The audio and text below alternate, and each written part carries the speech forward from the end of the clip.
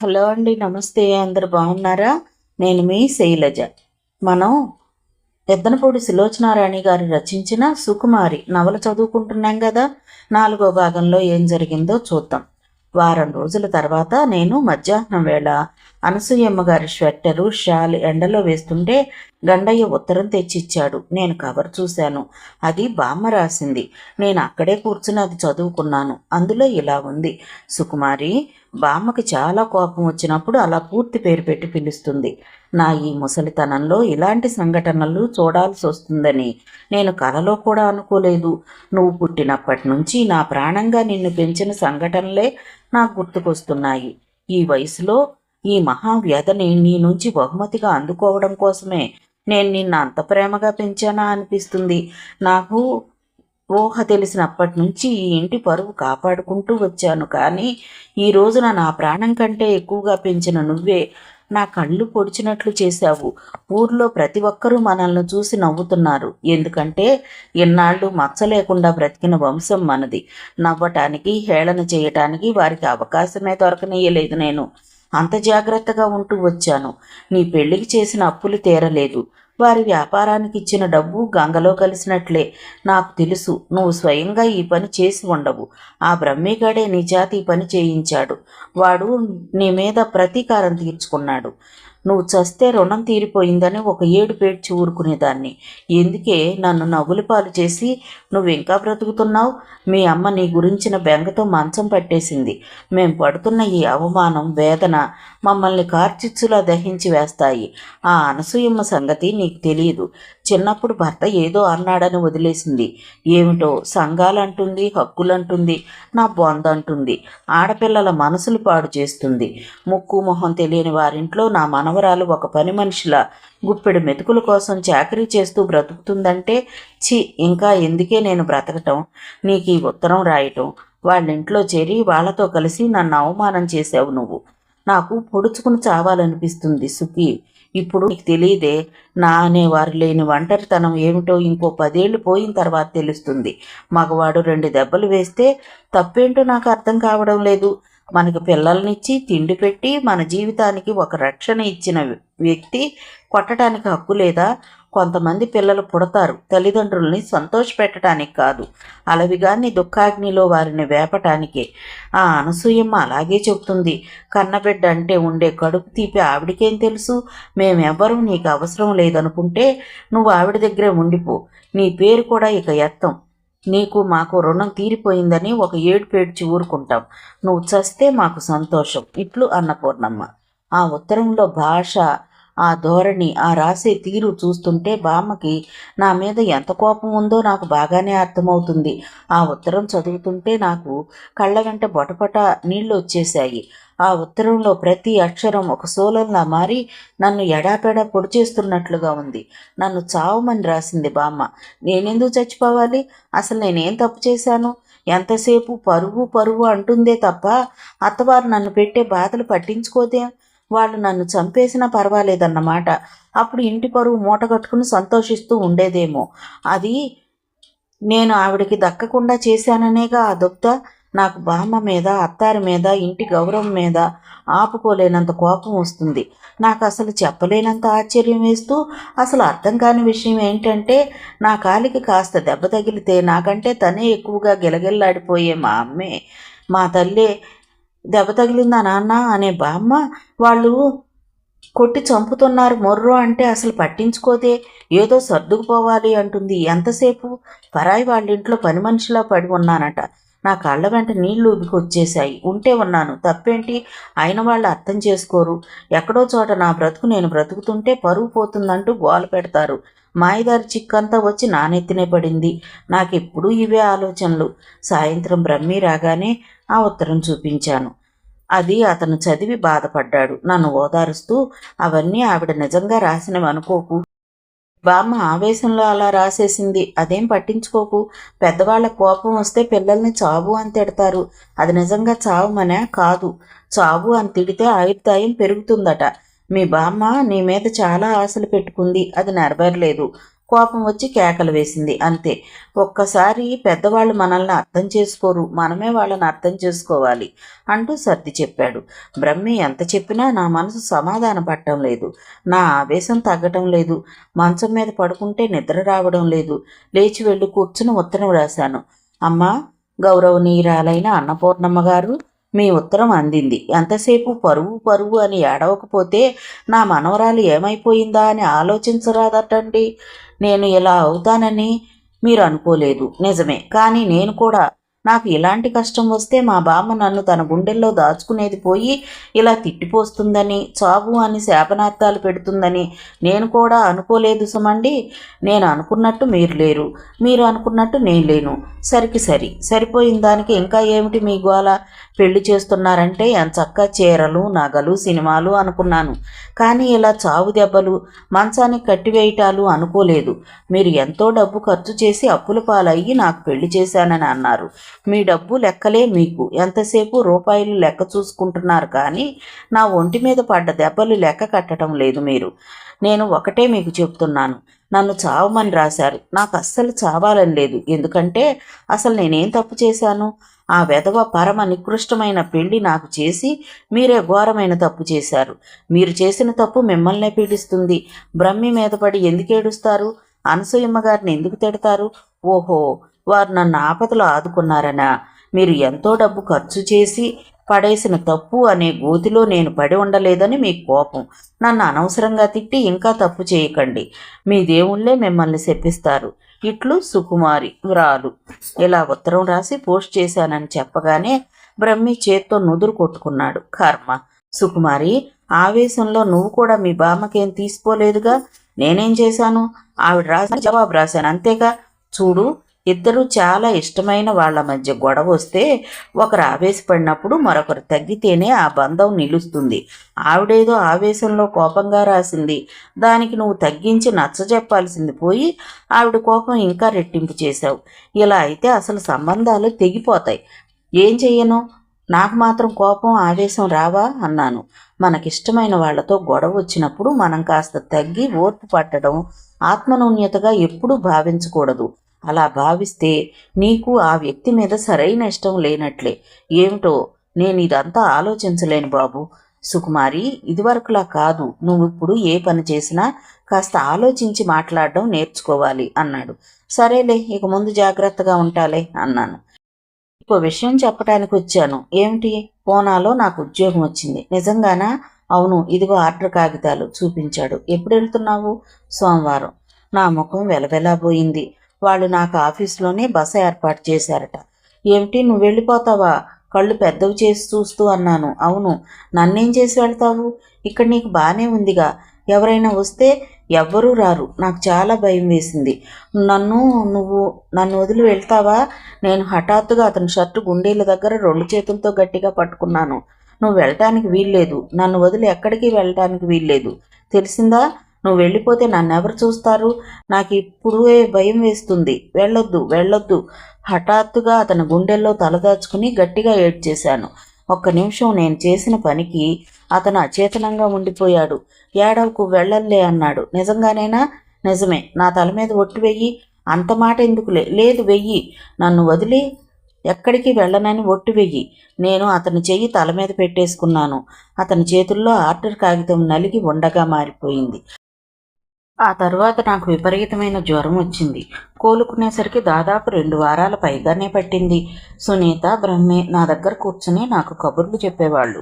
బ్రహ్మే అన్నపూర్ణమ్మ గారు చెప్పిన పని మీద బయటికి వెళ్లాల్సి వచ్చినప్పుడు సునీతని తాను వచ్చే వరకు నా దగ్గర ఉండమని కోరేవాడు. సునీత అతని మాట దొవతాటని వ్యక్తిలా నా దగ్గరే ఉండేది. స్నేహితురాలు రమ్య వచ్చినా వెళ్లేది కాదు. బ్రహ్మి రాగానే లేచి వెళుతూ, మాస్టారు, మీ సుకుమార్ని మీకు అప్పగించేశానండోయ్ అనేది. థ్యాంక్స్ సునీత అనేవాడు అతను. బ్రహ్మి, సునీతల మధ్య నేనెప్పుడూ గొడవలు కానీ, చిరాకులు కానీ, ఆవేశపట్టాలు కానీ ఎంతవరకు ఒక్కసారి కూడా చూడలేదు. ఒకరి మాట అంటే ఒకరికి ఎంతో గురి, పరస్పర గౌరవం, మన్నన.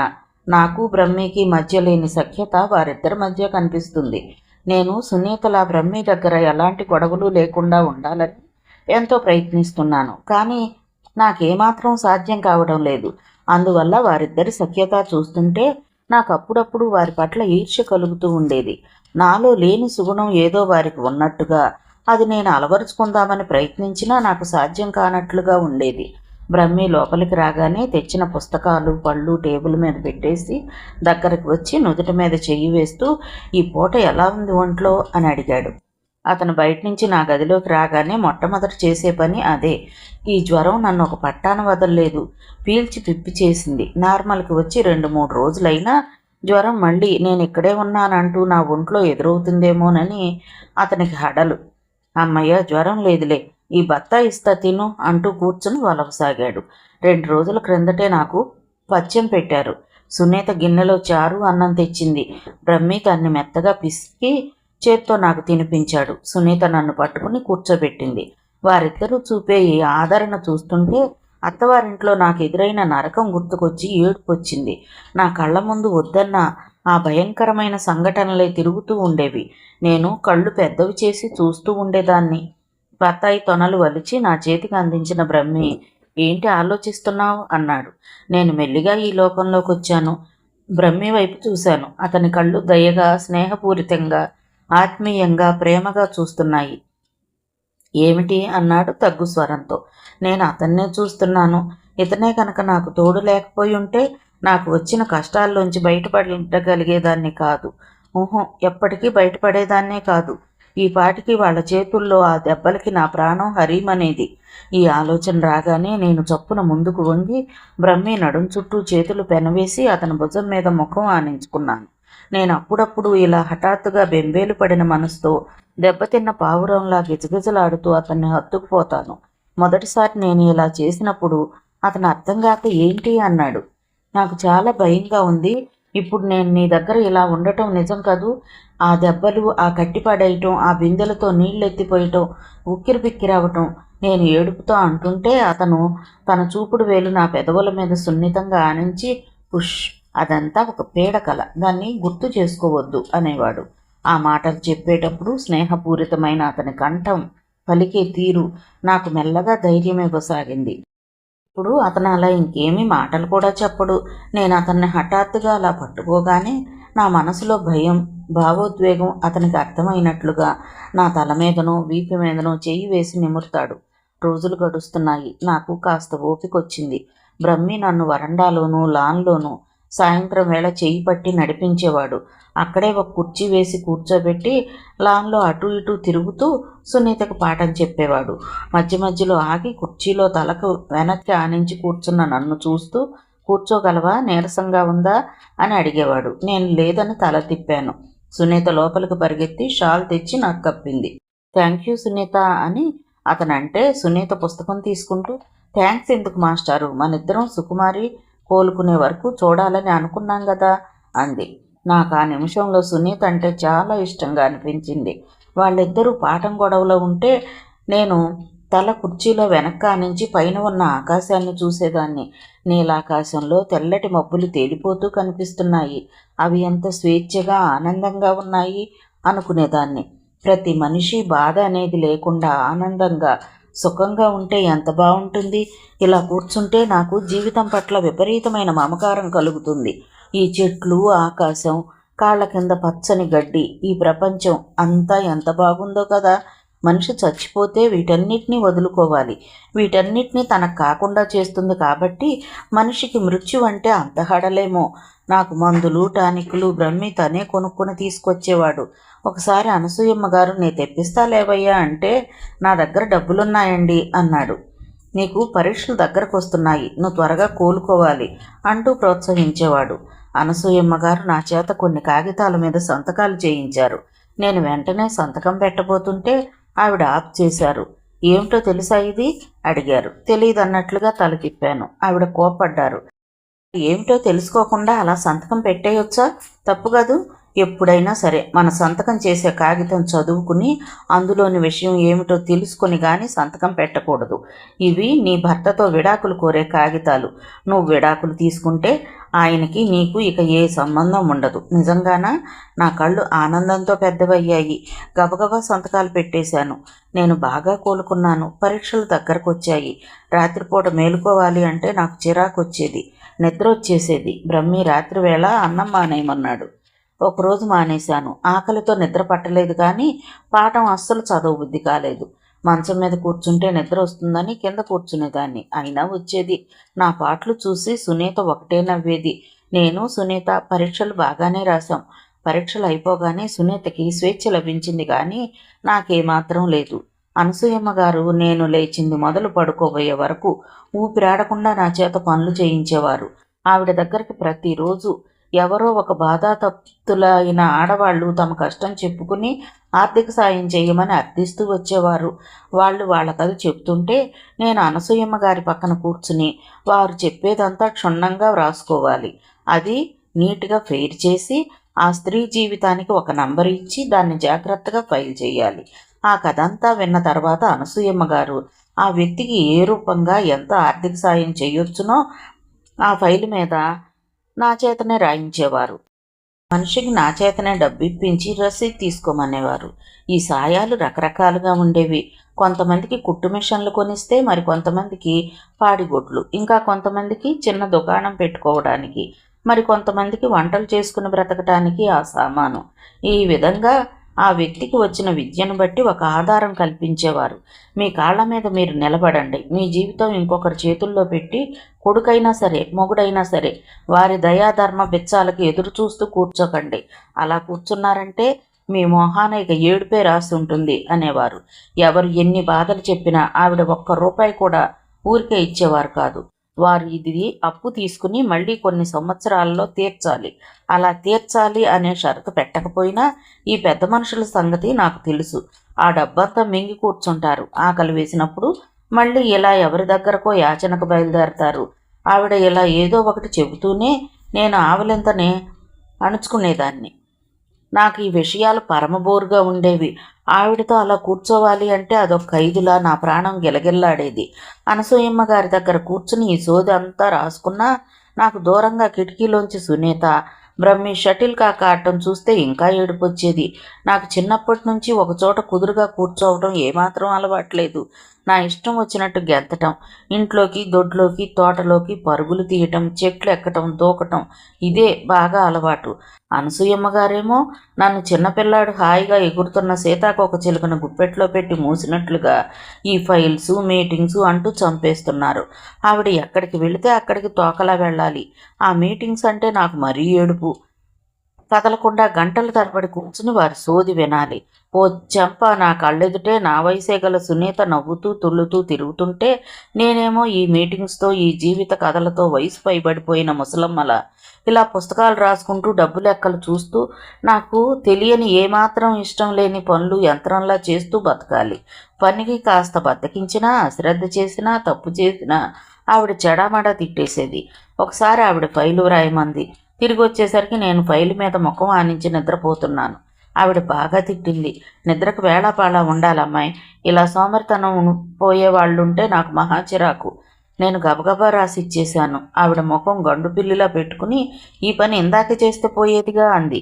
ఆ రోజు సాయంత్రం నేను బ్రహ్మితో చెప్పేశాను, నేను ఇక్కడ చచ్చినా ఉండను, నా వల్ల కాదు బాబు అంటూ మధ్యాహ్నం జరిగిందంతా చెప్పాను.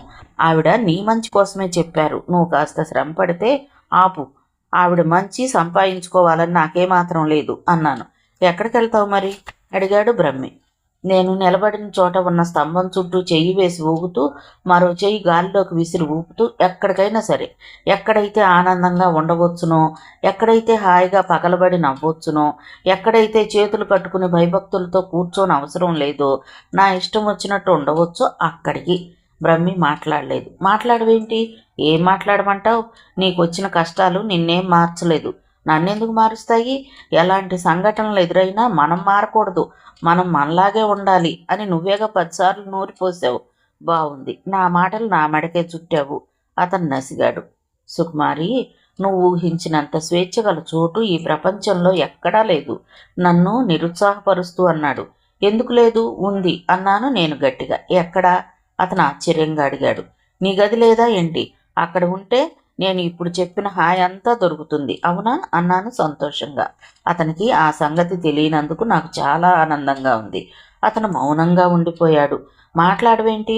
అతను మాట్లాడలేదు, ఏటో చూస్తున్నాడు. నాకు ఒళ్ళు మండిపోయింది. చేయి పట్టి లాగాను. మాట్లాడవేంటి? అసలు నువ్వు నేను చెప్పేది వింటున్నావా లేక సునీత గురించి ఆలోచిస్తున్నావా? ఎటో చూస్తున్న అతను చర్రున ఇటు తిరిగాడు.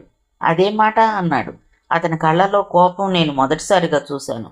నువ్వు సునీత ఎప్పుడు కబుర్లు చెప్పుకుంటూ ఉంటారుగా, నన్నేమో అనసూయమ్మ గారి దగ్గర పడేసి. పిచ్చిగా మాట్లాడకు సుకుమారి. అతని చూపులు, ఆ కంఠం, అతని స్వరం అనుకరిస్తున్న తీరు నాకు అర్థమైంది. అతను చెప్పబోయేది నేను పూర్తి చేస్తూ అన్నాను. నువ్వు చాలా పెద్దదానివయ్యావు, ఇలా మాట్లాడకు అంటావు, అంతేగా? నీ పెద్దరికం నువ్వు గుర్తుంచుకుని మర్యాదగా ఉండటం నేర్చుకుంటే నేను ఉంటాను. నేను ఎంత పెద్దయినా నీకంటే చిన్నదాన్నేగా, తీవ్రంగా అన్నాను. నా వంక సీరియస్గా చూస్తున్న అతనికి నా ముఖంలో ఏం కనిపించిందో ఏమిటో. అతని కళ్ళల్లో కోపం క్రమంగా తగ్గిపోయింది.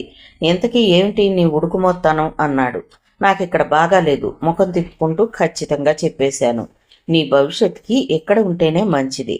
ఆ మంచి నాకు అస్సలు అక్కర్లేదు. ఆవిడ పెట్టే డిసిప్లిన్ నాకు నచ్చలేదు. ఎప్పుడు పనే. నేను నా తలని 2 చేతులతో గట్టిగా పట్టుకుని కళ్ళు పెద్దవి చేసి చూస్తూ, బాప్రే, ఆ డబ్బు లెక్కలు నేను పడలేను. నాకు నిద్రలో కూడా ఆ డబ్బు లెక్కలే కలలుగా వస్తున్నాయి. నాకు లెక్కలేమో సరిగ్గా రావు. ఎక్కడ తప్పు చేస్తానో ఆవిడ చేత తిట్లు తినాలో అని భయం. నిద్రలో కూడా గాబరాగా ఉంటుంది. నేను ఈ పూటే నీ గదికొచ్చేస్తాను, ఆవిడకి చెప్పు. నువ్వు చెప్పకపోతే నేనే చెప్పేస్తాను. నేను వెళ్ళబోతుంటే అతను నా చేయి పట్టి ఆపాడు. నువ్వు నా గదికి రావటానికి వీల్లేదు అన్నాడు. ఎందుకని అన్నాను. అమ్మ ఇప్పటికే తిడుతుంది. అమ్మ సంగతి వదిలే. నువ్వు నా గదిలో ఉన్నావని తెలిస్తే మీ బామ్మ మనిద్దరిని ఒకే చితి మీద దహనం చేయిస్తుంది. కాబట్టి నువ్వు ఇక్కడి నుంచి వెళ్ళటం అనే ఆలోచన మానుకు. లెక్కలు రావనేగా నీ భయం. ఏ పని అయితే మనకు రాదో ఆ పనంటే భయం ఉండటం సహజం. లెక్కలు నేర్చుకున్నావనుకో, ఆపు. నీ నీతులు ఉపన్యాసాలు నాకు అవసరం లేదు అరిచాను. అతను సీరియస్ అయ్యాడు.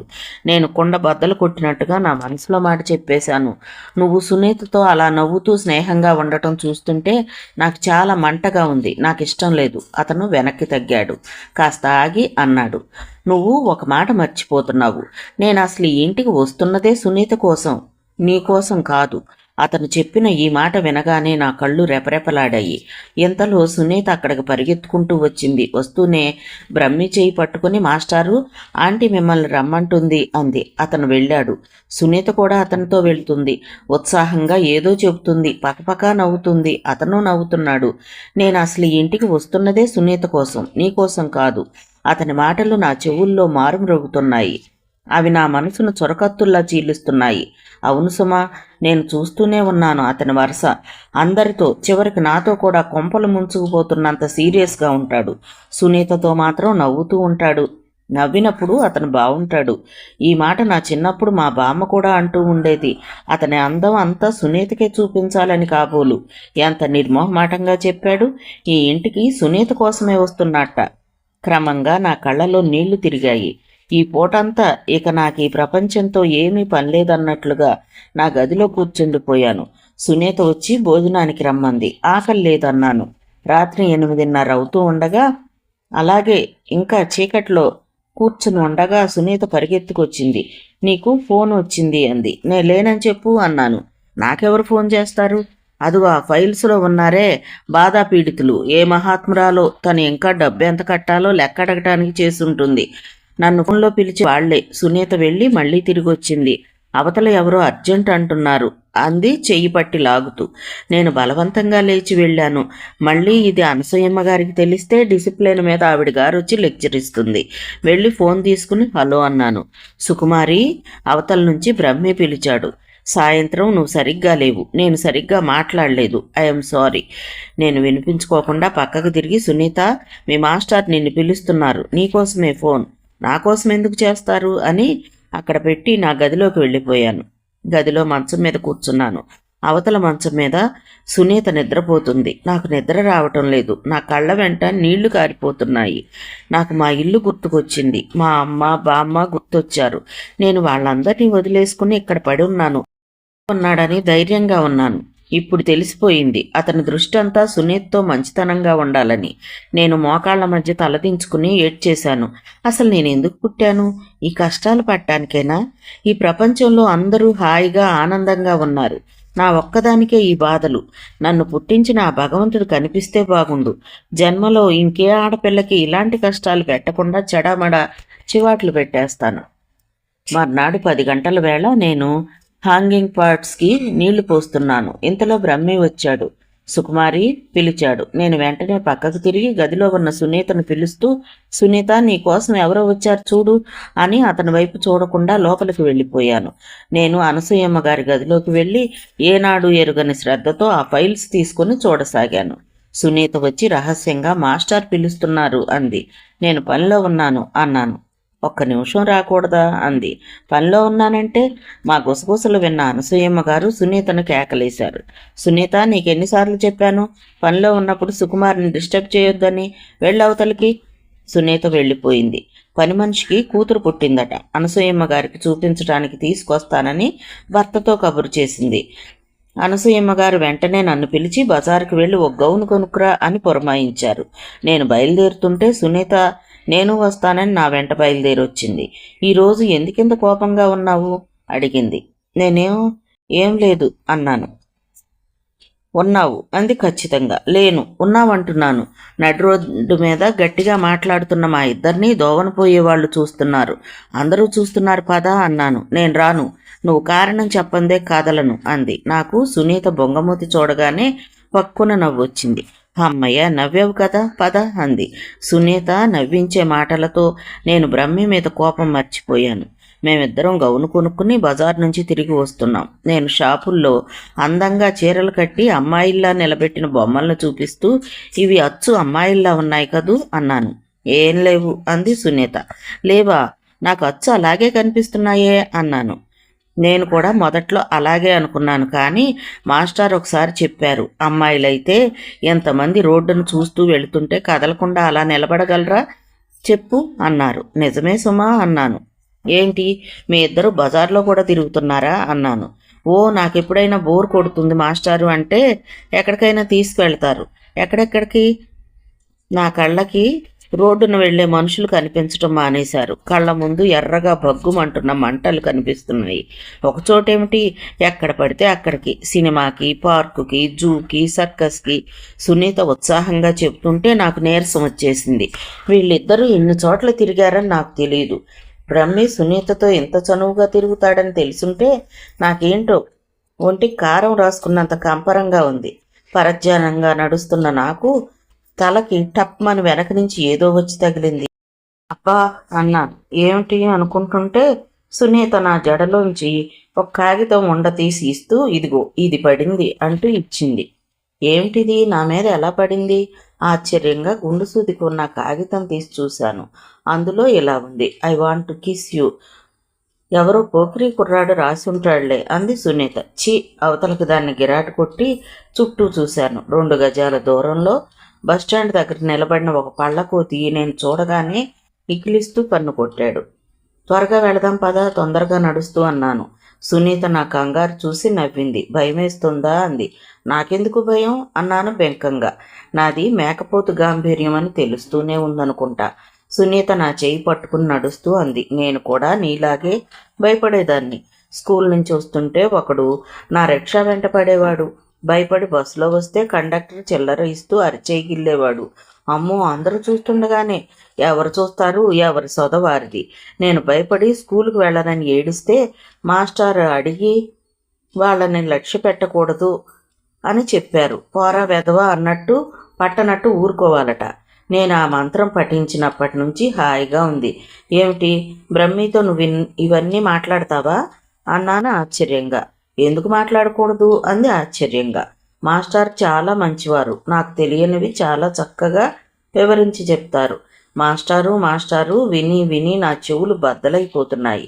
2 చేతులు ఎత్తి చెవులు మూసుకుని చాలించు నీ స్తోత్రం అని అరవాలనిపించింది. ఎలాగో నిగ్రహించుకున్నాను. ఇద్దరం ఇంటికి వచ్చేసాం. ఏదో పని చేస్తున్నానన్న మాటే గాని నాకు ఒళ్ళు మండిపోతుంది. సాయంత్రం బ్రహ్మి వచ్చాడు. నేను చొరచొరా చూసి లోపలికి వెళ్ళిపోయాను. సునీత వెళ్ళింది. కొద్దిసేపటి తర్వాత నన్ను కేకేసి కాఫీ తీసుకురా మాస్టర్కి అంది. నువ్వే ఇచ్చుకో అరిచాను. రోజు నువ్వే ఇస్తావుగా, ఎవరిని ఇవ్వనివ్వవుగా అంది లోపలికి వచ్చి. ఇవాళ నుంచి నేను ఇవ్వదలుచుకోలేదు, ఎందుకో పాపం అంది సునీత. కాఫీ కలిపి తీసుకువెళ్ళింది. నేను తలుపు పక్కన గోడ కానుకుని నా గురించి అడుగుతాడేమోనని చూశాను. అతను అసలు నా ప్రసక్తే తీసుకురాలేదు. సునీత పాస్ అయిన తర్వాత చేరాల్సిన కాలేజీల గురించి ముచ్చటించుకుంటున్నారు. నాకు ఇంకా ఒళ్ళు మండిపోయింది. అతను వెళ్ళిపోతుంటే నేను గది కిటికీలో నుంచి చూస్తున్నాను. సునీత గదిలోకి వచ్చి పుస్తకాలు పెడుతూ, నీ జ్వరం పుణ్యమా అని మాస్టారు సైకిల్ మీద రాకుండా అంత దూరం నుంచి నడిచి వస్తున్నారు పాపం అంది. అదేమిటి అన్నాను వెనక్కి తిరుగుతూ. నీకు తెలీదా, నీ మందులు టానిక్ల కోసం ఆయన తన సైకిలు వాచి అమ్మేశారు. ఆంటీకి చెప్తానంటే వద్దన్నారు. ఆంటీ చాలా సాయం చేశారు అన్నారు. ఆంటీకి చెప్పవద్దని నా చేత ఒట్టు వేయించుకున్నారు. ఏమిటి, నేను శిలాప్రతిమలా నిలబడ్డాను. అవును, మాస్టర్ అసలు ఎంత మంచివారో. నీకోసం అంత కష్టపడితే నువ్వు కనీసం కాఫీ అయినా ఇవ్వవు. చేసిన మేలు మరిచిన వారి మౌము చూడకూడదురా సుమతి అని మాస్టర్ నాకెప్పుడో చెప్పారు. నేను సునీత మీద అరవలేకపోయాను. ఏమిటి, బ్రహ్మి నా కోసం సైకిలు వాచి అమ్మేశాడా? సునీత చెప్పకపోతే నాకు అసలు తెలిసేదే కాదు. నేనెంత కఠినంగా ప్రవర్తించాను. నా సుస్థి సంగతి ఎలా మర్చిపోయాను? దాని వెంటే వరుసగా అతను నా కోసం పడిన పాట్లు, చేసిన మేలు గుర్తుకొచ్చేశాయి. నా కోపం ఆవిర్లా అంతమైపోయింది. నన్ను నేనే తిట్టుకున్నాను. జన్మలో అతనికి ఏమీ అనకూడదని నిశ్చయించుకున్నాను. నా మీద ఇష్టం లేకపోతే అతను నా కోసం ఇన్ని పనులు ఎందుకు చేస్తాడు? అతనికి నుంచి ఒక్క సునీత్తోనే కాదు, ఎంతమంది ఆడాళ్లతో ఎంత విరగబడి నవ్వినా నేను కాస్త కూడా బాధపడను. మర్నాడు బ్రహ్మి రాగానే నేనే కాఫీ కలిపి తీసుకువెళ్తున్నాను. సునీత వంటింట్లోకి వచ్చింది.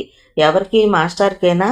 అవునన్నట్లుగా తలూపాను. ఇవ్వనన్నావుగా, సునీత గుర్తు చేసింది.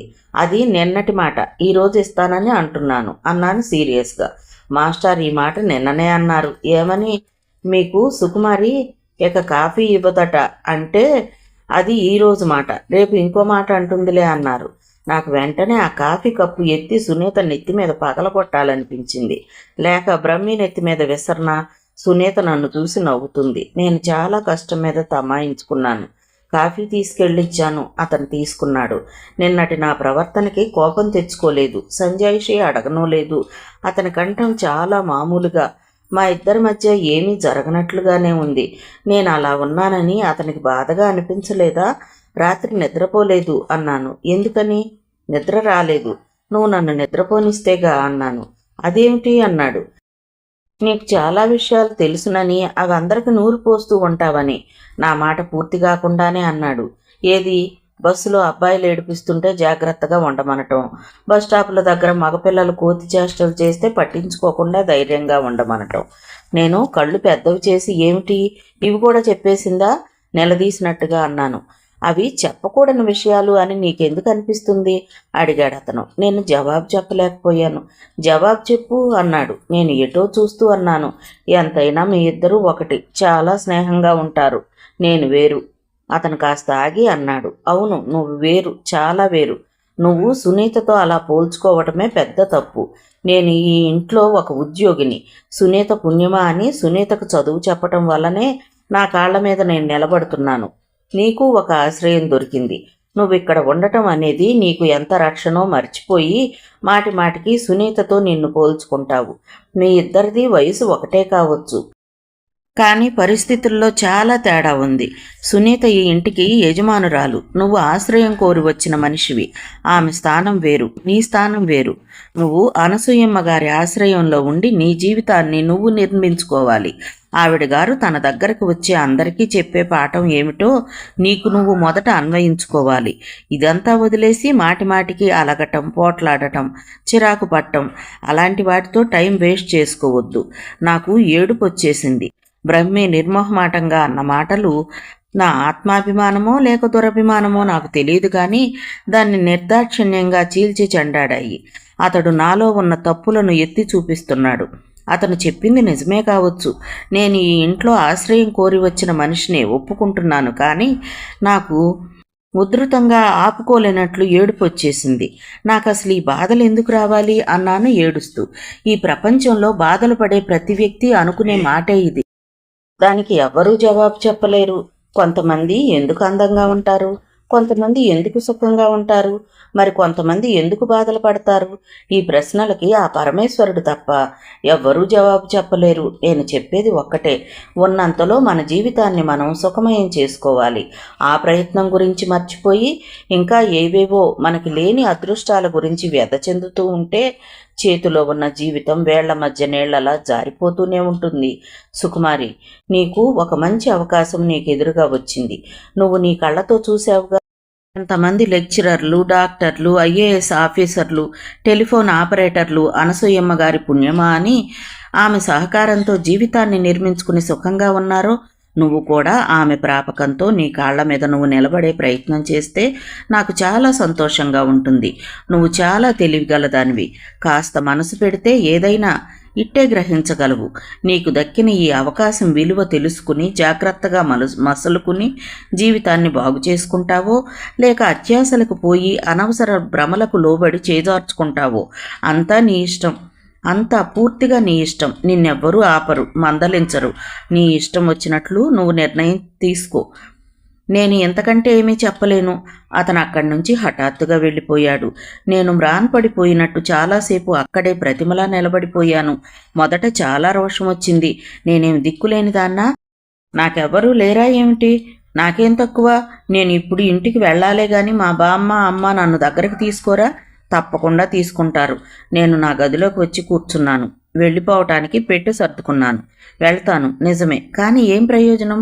మళ్ళీ వాళ్ళ ఇష్టాలు నా నెత్తి మీద రుద్దుతారు. వాళ్ళకి నచ్చిన విధంగా నన్ను బ్రతకమంటారు. ఒక మూగ ముద్దులా పడి ఉండాలి. అది నా వల్ల అవుతుందా? లేదు. నేను ఇంటికి వెళ్ళను. కష్టమో నిష్ఠూరమో ఈ అనసూయమ్మ గారి దగ్గరే ఉండి బ్రహ్మి చెప్పినట్టే నా జీవితాన్ని నిర్మించుకుంటాను. కనీసం ఆ ప్రయత్నం చేయటానికైనా ఇది అవకాశమే కదా. అక్కడికి వెళితే ఏముంది, భర్త వదిలేశాడు అనే అప్రతిష్టతో అందరూ కాకుల్లా పొడుస్తూ జీవోత్సవాన్ని చేసేస్తారు. బ్రహ్మి చెప్పింది చాలా నిజం. నాకు సునీతకి సామ్యమేంటి? నేను భుక్తి కోసం ఈ ఇంటికి ఆశ్రయం కోరి వచ్చిన దాన్ని. ఎక్కడో ఎవరో ఉంటే ఏమిటి సుఖం? వచ్చిన కష్టానికి ఆదుకోనివారు, తోడుగా నిలబడని వారు ఎంతమంది ఎక్కడ ఉంటే మాత్రం ఏం ప్రయోజనం? ప్రస్తుతానికి నాకెవ్వరూ లేరు. జీవితంలో తప్పులు చేసినా ఒప్పులు చేసినా జవాబుదారీ నాదే. ఫలితం నేనే ఎదుర్కోవాలి. అదృష్టమో దురదృష్టమో అనసూయమ్మ గారికి నేను నచ్చాను. సునీత కూడా స్నేహంగానే ఉంటుంది. సునీత బ్రహ్మి చనువుగా ఉండటం నాకిష్టం లేదు. ఈ బ్రహ్మి మీద కోపం, కానీ సునీత మీద కాదు. బ్రహ్మిని మాత్రం అనటానికి నేనెవర్ని? అవును, ఈ ప్రపంచంలో నాకెవ్వరూ లేదు. ఎవ్వరి మీద నాకు అధికారం లేదు. అసలు మనిషికి ఎంతకంటే దురదృష్టం ఇంకేదైనా ఉందా? నాకు మళ్ళీ ఏడుపు రాసాగింది. ఏడుస్తూ ముక్కులు ఎగబీలుస్తూనే పెట్టెలో పెట్టిన బట్టలు తీసి హ్యాంగర్స్కి వేయసాగాను. నా పక్కనే మంచం మీద నిద్రపోతున్న సునీతకి నేను పడే ఈ యాతన ఇదేం తెలియదా? హాయిగా నిద్రపోతుంది. ఎంత అదృష్టవంతురాలు కదా అనిపించింది. మళ్ళీ పోల్చుకుంటానని గుర్తుకొచ్చి చెంపలు వేసుకుని మానేశాను. మిగతా కథ తరువాతి భాగంలో చూద్దామండి. కథ విన్నందుకు ధన్యవాదాలు. ఈ నవల మీకు నచ్చితే ఒక లైక్ చేయండి, షేర్ చేయండి, నా ఛానల్ని సబ్స్క్రైబ్ చేసుకోండి, నన్ను సపోర్ట్ చేయండి. మీరిచ్చే ఒక్క లైక్ నాకు, నా ఛానల్కి ఎంతో సపోర్ట్ని ఇస్తుందండి. మీ యొక్క విలువైన అమూల్యమైన అభిప్రాయాన్ని కామెంట్ రూపంలో తెలియజేయండి. థ్యాంక్ యూ అండి. ఉంటాను.